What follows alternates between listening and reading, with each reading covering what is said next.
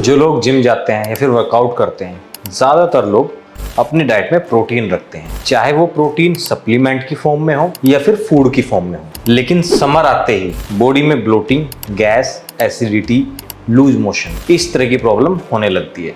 तो जब भी ऐसा होता है, अक्सर कई लोग तो कहते हैं कि यार मुझे प्रोटीन सूट ही नहीं करता, या फिर मैं ज़्यादा प्रोटीन खाता हूँ तो मुझे ये सारी दिक्कतें आती हैं। लेकिन सच क्या है? देखिए, प्रॉब्लम प्रोटीन में कम और बॉडी के समर रेस्पॉन्स में ज़्यादा होती है। तो आज बहुत सिंपल तरीके से मैं आपको समझाऊंगा कि समर में बॉडी को प्रोटीन डाइजेस्ट करने में प्रॉब्लम क्यों होती है, कौन कौन सी गलतियां लोग करते हैं और कैसे बिना अपना डाइजेशन खराब किए हुए हम प्रोटीन को डाइजेस्ट कर सकते हैं। तो चलिए स्टार्ट करते हैं आज की अपनी वीडियो को पूरा देखना है और समझना है।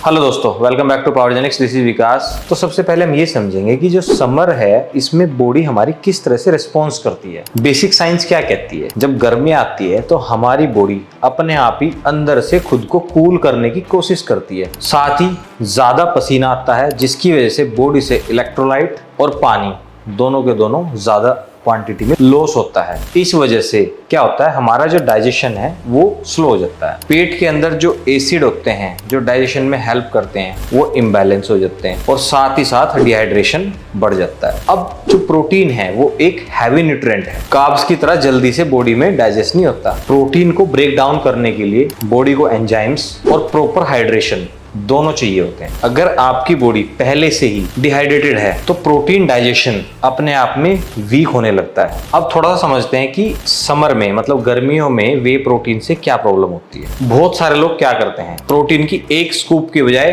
2 स्कूप लेते हैं, ठंडा दूध पीते हैं या फिर खाली पेट प्रोटीन को लेते हैं, वो भी बिना वाटर इनटेक के। मतलब कम पानी पीते हैं, खाली पेट होता है, प्रोटीन दूध में मिक्स किया और पी लिया, वो भी ठंडे दूध में। फिर क्या होता है, पेट में होती है गैस और ब्लोटिंग। लेकिन ये प्रॉब्लम प्रोटीन की वजह से नहीं है, एक्चुअल रीजन कुछ और है। जैसे कई लोगों को लैक्टोज इंटॉलरेंस की प्रॉब्लम होती है, कई लोगों की जो है बॉडी डिहाइड्रेटेड होती है, ओवरडोज ले लेते हैं, या फिर कई बार क्या होता है हमारा जो सप्लीमेंट है वो सही नहीं होता, गलत सप्लीमेंट हम ले लेते हैं, फेक सप्लीमेंट जिसको कहते हैं। और कई लोगों की जो गट हेल्थ है वो पहले से ही वीक होती है। स्पेशली जो वे कंसंट्रेट होता है उसके अंदर लैक्टोस होता है। तो जो लोग लैक्टोस इंटॉलरेंस की प्रॉब्लम से जूझ रहे होते हैं या सेंसिटिव होते हैं, उनके साथ ये ब्लोटिंग वाली प्रॉब्लम ज़्यादा होती है। ऐसे लोगों को क्या करना चाहिए, इन लोगों को वे आइसोलेट ट्राई करना चाहिए या फिर हाइड्रोलाइज्ड। ये बहुत प्योर फॉर्म है प्रोटीन की और लैक्टोस फ्री होता है। अब जैसे ये बात तो हो गई कि सप्लीमेंट डाइजेस्ट क्यों नहीं होता,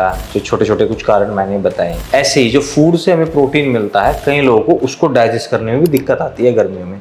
अब इसके बारे में थोड़ा समझते हैं। अब हमें प्रोटीन कहाँ से मिलता है, कौन कौन से ऐसे नेचुरल सोर्सेज हैं जहाँ से हमें प्रोटीन मिलता है। सबसे पहले चिकन, पनीर, या फिर इसके अलावा बहुत सारी चीज़ें जैसे मिल्क है, छोले है, राजमा है, दाल है, ये सारे नेचुरल सोर्सेज हैं जहाँ से हमें प्रोटीन मिलता है। अब यहाँ पे क्या होता है, अक्सर लोग क्या करते हैं, ओवर ईटिंग कर लेते हैं, चिकन की क्वांटिटी को ज़्यादा कंज्यूम कर लेते हैं, या फिर कुछ ज़्यादा तेल में इसको कुक कर लेते हैं, कई बार बहुत ज़्यादा हैवी ग्रेवी के साथ इसको कुक कर लेते हैं। तो जब भी हम ज़्यादा क्वांटिटी में या फिर ज़्यादा ऑयली तरीके से खाना बना के वो भी प्रोटीन रिच फूड खाते हैं तो वो क्या होता है, उससे बॉडी अंदर से ज़्यादा हीट होती है, डाइजेशन करने में बॉडी को ज़्यादा लोड पड़ता है। इतना करने के बाद अगर आप पानी कम पी रहे हो, आपकी डाइट में प्रोटीन के साथ फाइबर कम है और आप सही से नींद भी नहीं ले रहे हो, तो जो आप डाइट से प्रोटीन ले रहे हो, एक तो बॉडी में प्रॉपरली डाइजेस्ट नहीं होगा, इसके अलावा आपको गैस और ब्लोटिंग वाली प्रॉब्लम फिर से होगी। अब आपको समझ में आया होगा कि जो हम सप्लीमेंट फॉर्म में प्रोटीन लेते हैं या फिर नेचुरल डाइट से लेते हैं, तो दोनों की वजह से हमें इंडाइजेशन और ब्लोटिंग हो सकती है। बस कुछ कॉमन सिम्टम्स हैं जिन्हें बिल्कुल भी इग्नोर नहीं करना चाहिए। अगर प्रोटीन लेने के बाद आपको ये सारे सिम्टम्स दिखाई दे रहे हैं,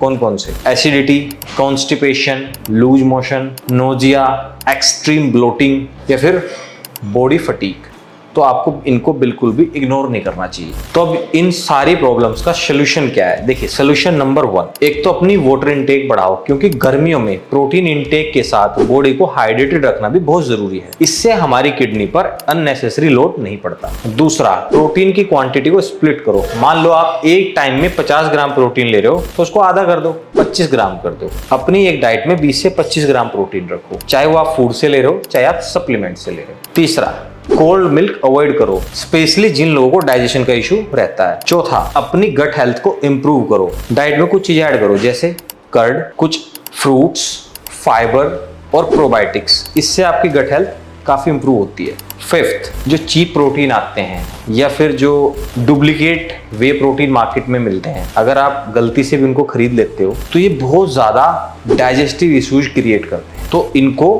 खरीदने से बचो। Point number 6, heavy oily protein food को अवॉइड करो, जैसे बटर चिकन बहुत ज्यादा लोग खाते हैं, बहुत ज्यादा ऑयली भी होता है। इसके साथ में हम बटर नान ऐड कर लेते हैं, कभी कभी टेस्ट के लिए ठीक है, बट गर्मियों में इसको अवॉइड करो। अच्छा, यहाँ पे एक मिथ भी है, कई लोग क्या सोचते हैं प्रोटीन बॉडी को गर्म करता है, लेकिन ऐसा नहीं है। अगर आप नॉर्मल रेंज में प्रोटीन ले रहे हो तो इससे कोई भी दिक्कत आपको नहीं होती। दिक्कत कब होती है, आपका हाइड्रेशन खराब हो रखा हो, डाइजेशन वीक हो, या फिर आप एक्सेसिव प्रोटीन इंटेक ले रहे हो। तो अगर आपको गर्मियों में प्रोटीन डाइजेस्ट नहीं हो रहा है तो इसका मतलब ये नहीं है कि प्रोटीन में प्रॉब्लम। हो सकता है कि ये सारी प्रॉब्लम आपके साथ हो, आपका डाइजेशन वीक हो, आप बॉडी डिहाइड्रेटेड ना हो, या फिर क्वालिटी अच्छी ना हो प्रोटीन की। इसीलिए स्मार्ट एडजस्टमेंट करो अपनी बॉडी के साथ, तभी हमारी बॉडी बेटर रिस्पॉन्स करती है। अगर आपको भी डाइजेशन इश्यू होता है प्रोटीन लेने के बाद तो हमें कमेंट करके जरूर बताएं। और अगर वीडियो पसंद आई है, वीडियो को जरूर शेयर करें और चैनल को सब्सक्राइब करना ना भूलें। और अपना